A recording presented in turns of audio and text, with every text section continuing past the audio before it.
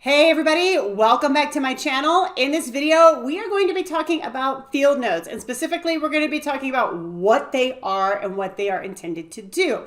Now, in the previous video in the series, we talked about the larger concept of conducting field research, and I mentioned a number of concepts in that video. And now, starting with this video and subsequent videos, we're going to be drilling down and doing a deeper dive into some of these concepts. So the first thing that we're hitting on is field notes. And what are field notes? Okay, so you use field notes in research studies where you are, surprise, surprise, engaging in field research, right? You're out, in that context, side by side with your participants, at the very least doing observational research. That's where these field notes come in handy, okay? And field notes allow you to engage in structured observations. So when I say structured observation, what do I mean? So when you go into a field, right, you go into your context, there can be lots of things going on.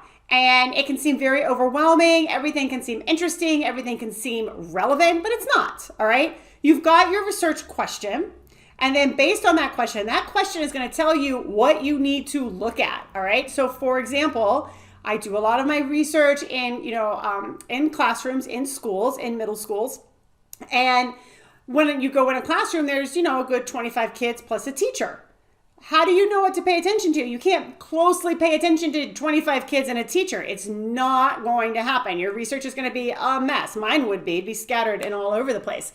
But I have a research question, and usually my research question is looking at how students with academic reading difficulties are engaging with particular classroom reading practices, which might be, a teacher is providing some reading instruction. What are students doing? A teacher has assigned you something to read. What are the students doing, right? Your teacher is expecting you to do, have a discussion about something that you read. What are students doing? But again, you can't really do this kind of closed, detailed research and pay attention to 25 kids at once, right? That is also not going to work. So usually I have a small subset, anywhere from 1 to 5 students that I've selected for particular reasons that I'm going to be following closely. But even still, and I'm going to talk about this in another video, even still, I'm not closely paying attention to all 5 at once because I found I can't really closely pay attention to more than 2 kids at once. But I'm doing some really up close, personal, observational work with this, okay?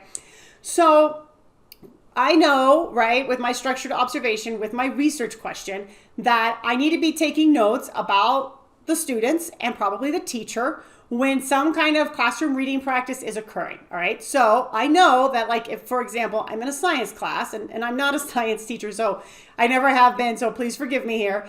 But I think I can make an easy example out of this. Let's say the teacher is standing up at the front of the room, and for the first 10 minutes of class, that teacher talks about amphibians. I don't need to write anything down, really, okay? My research question is not asking me anything that's relevant to what's going on at that moment, okay? So for those 10 minutes, I will probably make a note, lecturing about amphibians, just so when I go back and look at my notes later, or a week later, or a month later, or whatever, I can remember. It will help me remember that day.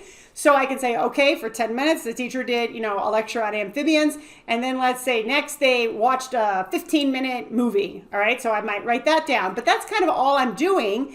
I'm not making major notes because I don't need to make major notes. But then let's say after the movie, the teacher, asked students to get into groups and talk about something they had read the night before for homework. Now I'm on. Now I'm paying attention. Now I'm finding those 1, 2 kids that I'm closely following that day, and I'm taking detailed notes, okay? So your research question in conjunction with your field note form is going to help you know what to pay attention to and what not to pay attention to, all right? So you're documenting things on your field note form. It's going to allow you, right, to document what you observe. And by and large, on that field note form, all you're doing is writing down what happened, okay? So you can write down the time that it happened. And then I'm not speculating. I'm not adding my own questions or thoughts. I'm simply writing down what happened. So for example, let's say that, I'm in the science classroom, and every time the teacher assigns something to be read, let's say there's this one student who always kind of slumps down in her seat and crosses her arms and rolls her eyes and leaves the book shut and won't do anything. And let's say I see that for like 3 weeks in a row. I keep seeing that. And then all of a sudden on week 4, she opens the book and starts reading.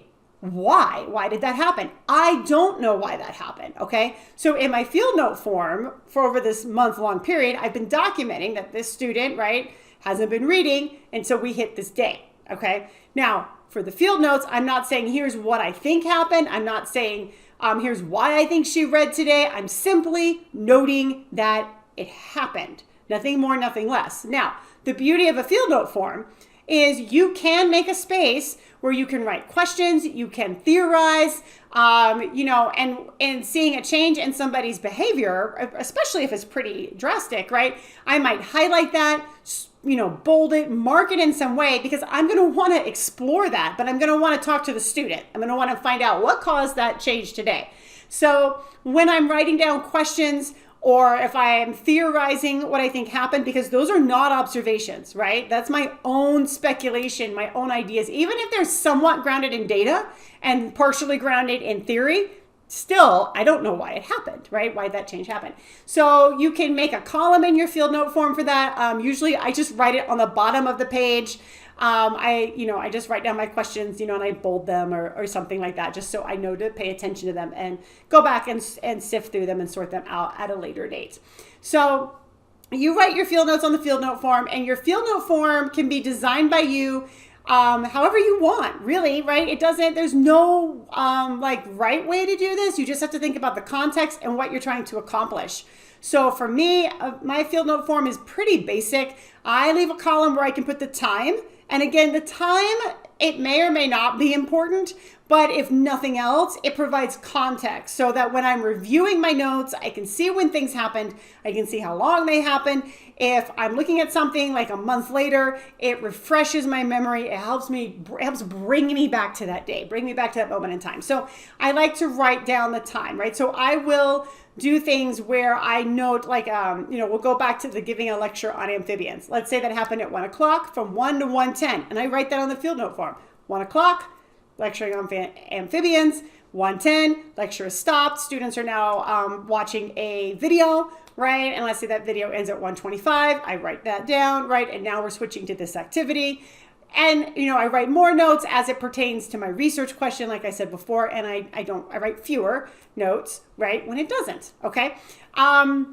So they can be structured by you to fit the current context. I have the time column, and then I usually have a column for the students that I'm observing that day. And then I usually have a column for the teacher, and I separate those out so you can see what different people are doing, all right?